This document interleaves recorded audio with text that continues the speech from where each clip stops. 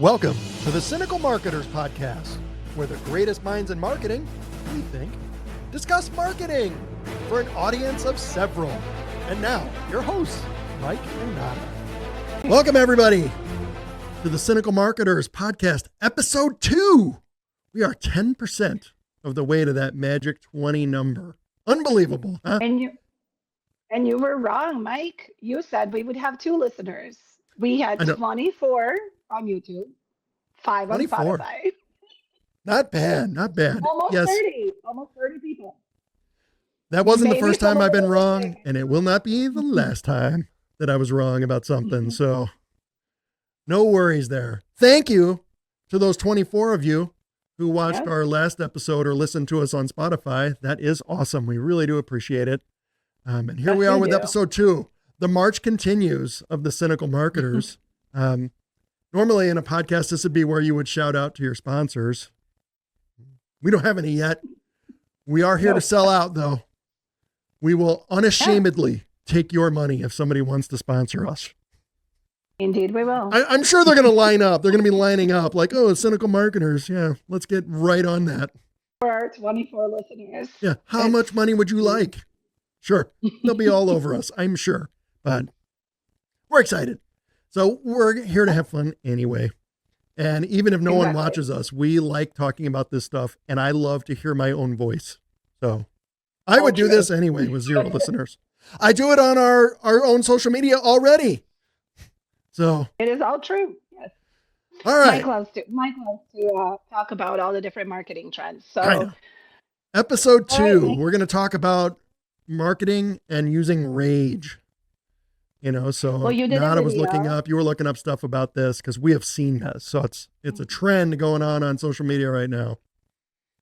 Well, and you just did a video for Round to It Marketing on TikTok where you called out a specific campaign that we'll talk about here in a minute about rage bait and rage bait marketing, which has definitely increased, I think, over the last 12 months. And for those of you that may not know what we're talking about, it is exactly what it sounds like. Rage bait is essentially putting out content and marketing, advertising, social media, whatever you would like to call it, that is actually intended to provoke strong emotional reactions like anger and outrage specifically. Nothing positive, all negative emotions, right? And compelling users to actually engage with the content because they would feel very strongly about it one way or the other. So that's, this it's crazy. Campaign that you have. And I pulled it up here. If you're watching us on YouTube, if you're on Spotify, then imagine the picture. But we pulled this up here. This was the campaign I think we did a video about on our Round to It page, but it's the Atlassian. There were billboards that went up around San Francisco saying, stop hiring humans. And they did this on purpose. There's a couple of billboards here, hire artisans, not humans. And so it was this campaign that they did on purpose. And if you go to their website, I'm not going to link to that or give them credit, but they talk about how successful this was for them and the traffic it generated to their website and the business that it generated for them. Nobody's auditing any of that, right? So who knows if it's true? We see that a lot. Everyone talks about their own success, but this obviously made people angry. And the company says they got death threats from it too. Yep. And that they had to report stuff to the FBI. Yeah. I think it's crazy. Yep, they got business and death threats. That was the fun side effect of the campaign. I don't know how that's a win.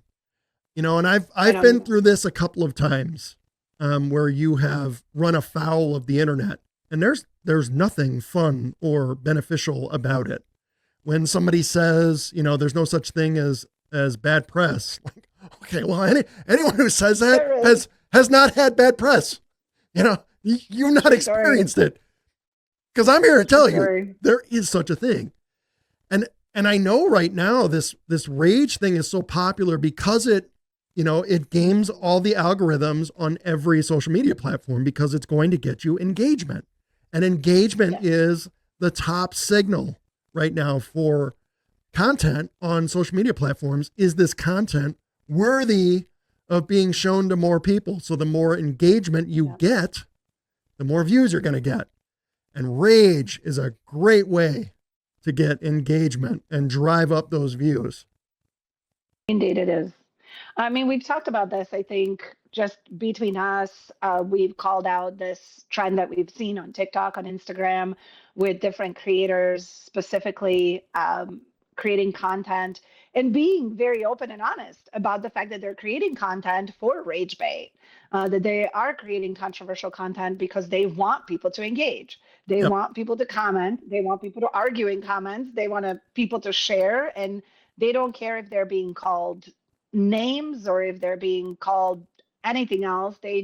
They're also getting paid based on the engagement Yep. of their videos, right? So there were a couple of creators, and we're not going to call anybody out by name. Listen, you make your money, do you?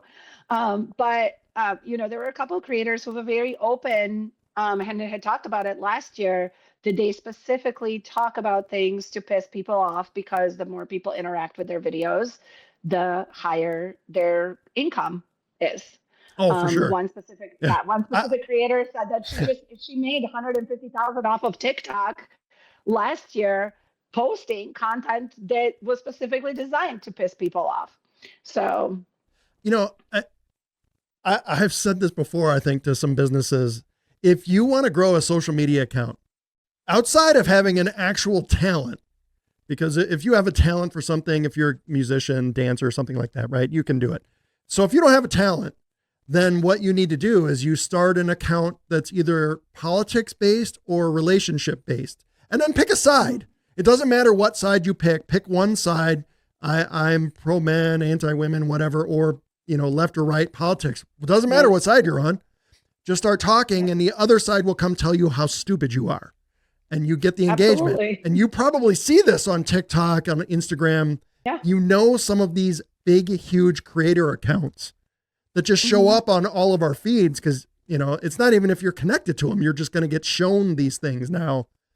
It's the fastest way because of that anger. And you can say things that will just immediately upset half of the audience and you're going to grow outside of talent, of course, And people love having emotional meltdowns on the internet. It's a fun thing to watch on social media.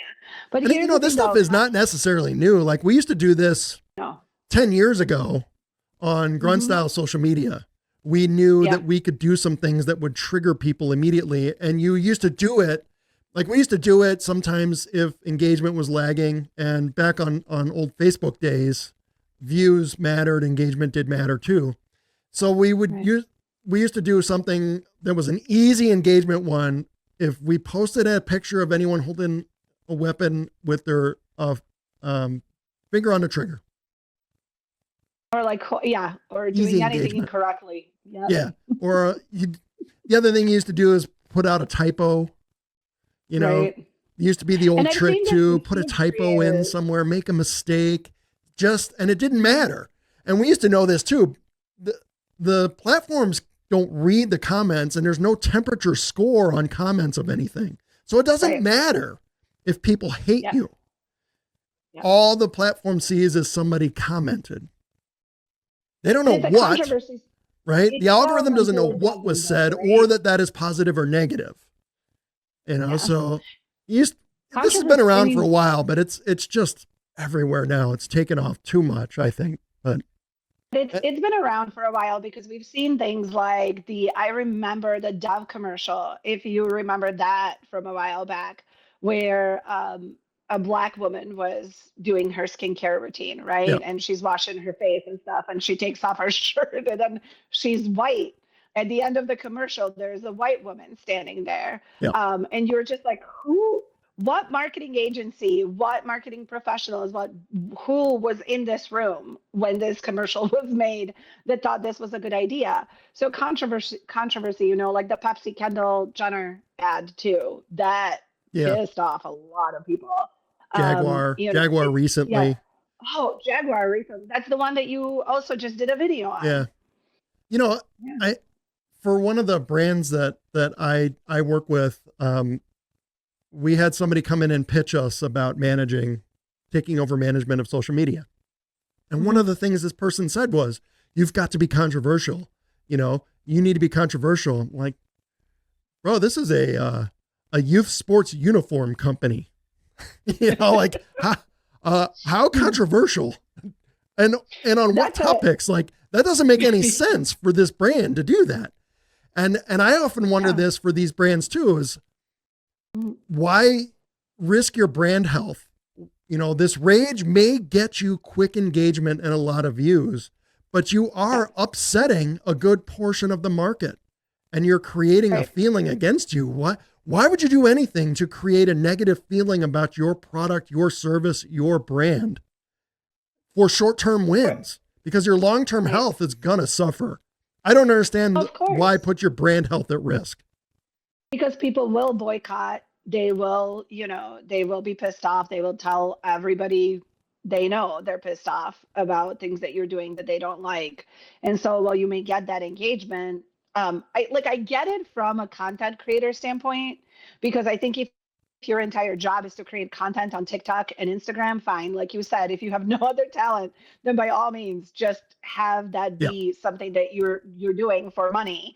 But also it puts in question, like, what is your safety like coming outside of that? I've seen a couple of female creators who have very openly said, this is what I do and I do it intentionally. And then you just want and bashing on men, for example. It's like, okay, well, that's all nice when you're on TikTok and people are watching you there. But what happens to you in real life if you encountered one of these people that you've pissed off, and so that's the thing, the difference. And I talk about this before too. It's the difference between business social media and entertainment social media.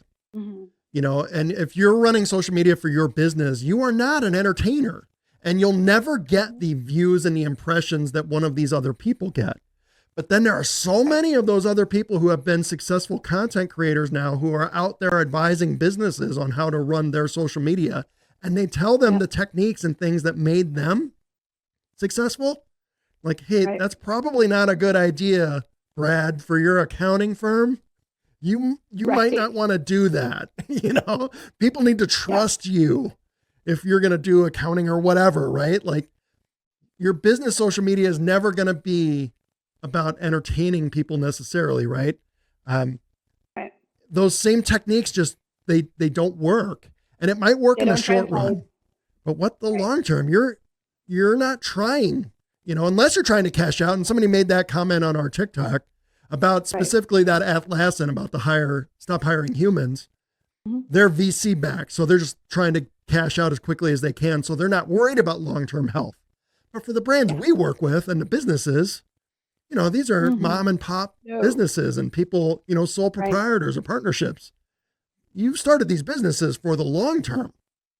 There's not a 5-year cash out coming for anyone we're working with. They're building something.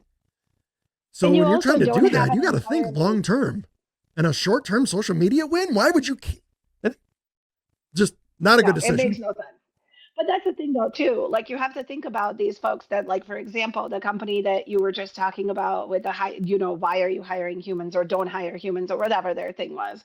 You have to think about the fact that, immediately after this launch, they put out a press release, right? So they have an entire, sort of crisis management team standing by to execute on this. Whereas companies that are smaller, businesses that are smaller, that are up to $1 million in sales and so on, that we're very familiar with working with, you have to remember, you don't have those resources. These guys have VC backing. They have an entire PR team on standby if something gets really out of control for these things. If you are just if it's like you and me running a Shopify store or something, we wouldn't have those types of resources. Right. So why would you want to go ahead and piss people off? They came out and said, never understand it. Hey, this worked super well, but we won't do it again. They did. Right. Wonder why. Yeah. Right. And I just think about, you're in business for the long haul. So short wins don't do much for you. So when you're trying to go viral, you're chasing going viral. That's not really going to help you. It doesn't do much for you. And you really have to worry about how people perceive your brand and can you be trusted? And if you start doing these kinds of things that are clickbaity, really, they're old BuzzFeed type things that people do to generate engagement. Consumers are going to start seeing through that. And they get it. Right. Consumers know that this is rage bait. You can look on TikTok now and see comments like, this is rage bait, just rage bait. Right. People are understanding it. Consumers catch up on things. They will figure things out. You know, they're not as dumb as, you know, too many marketers think consumers are. They are not.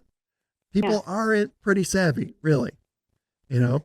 Yeah. So For sure. I think it's crazy. I understand how popular this rage bait is, and it feels like it works because you got a ton of views. But for businesses, I just don't think it's a good idea because you have to protect your brand health, your brand perception, how people see you. Right. Even if they're not going to be customers tomorrow, maybe they are in 2 weeks. You know, they're not a customer today. Maybe they know. Yeah. Or maybe they know they know someone who would be your target customer. You know? I know. You never know. I think always, always, always protect your brand equity. Always. Always. It's Yep. no doubt about that. All right. Hey, that Anything was our else, quick please? discussion on rage-based marketing. Our overall summary, if you're a business, Don't do it. we don't recommend it. You know? Nope. Don't You do know? it. Business social media is never going to be terribly sexy. Your goal as a business social media account for your account for your business is to inform potential customers who you are, what you do, and how you solve problems for them. You solve a problem, you fulfill a need or a want, you know, what do you do for them to help them get towards their goals? You know, if you like to do some dancing videos and stuff like that, great, mix them in here and there. Personality's okay, but that shouldn't be the focus of your account. Right. You know, I see this a lot with dentist offices, you know, that are popular on TikTok. They seem to be dentist offices and chiropractors who do some great sketch videos, right? Very funny. Right. But then my question is like, are you good at what you actually do? You know? Yeah. Like if you're an accountant and you can make some really funny videos, like, okay, that's awesome. You have a talent. You're a great video editor. Are you any good at accounting? You know? Yeah. I don't know. That's my thing. Yeah. That's a whole different topic though. I think we can, that's the whole ClickUp going viral with their HR videos. Right? We will talk about ClickUp. We'll talk about that. We'll get to it. Maybe that will be episode 3. They actually interacted with me once on LinkedIn about one of their videos, but I'm a mild celebrity. So that's your claim to fame there. There you go. All right, everybody. That's episode 2. Man, in the books, 10%. 10% of the way to the magic 20 number that 99% of people quit their podcast by. So are we going to make it? I don't know. You can start a betting market, maybe. We'll see. We'll start a bracket. Be sure to follow us. You can find us on YouTube, find us on Spotify, like, subscribe, do whatever the buttons are you have to click, you know, that to help us out. Click them all, please. Help us out. Yep. It'd be great. So that way we can, you know, I guess like build our audience a little bit and have a few guests. And make guests it to are coming. episode 20. Guests are coming. So we'll see. Guests are coming, guys. Absolutely. All right, folks. All right. Thank you so much for tuning in. We appreciate it. We will see you in the next episode 3. Will do.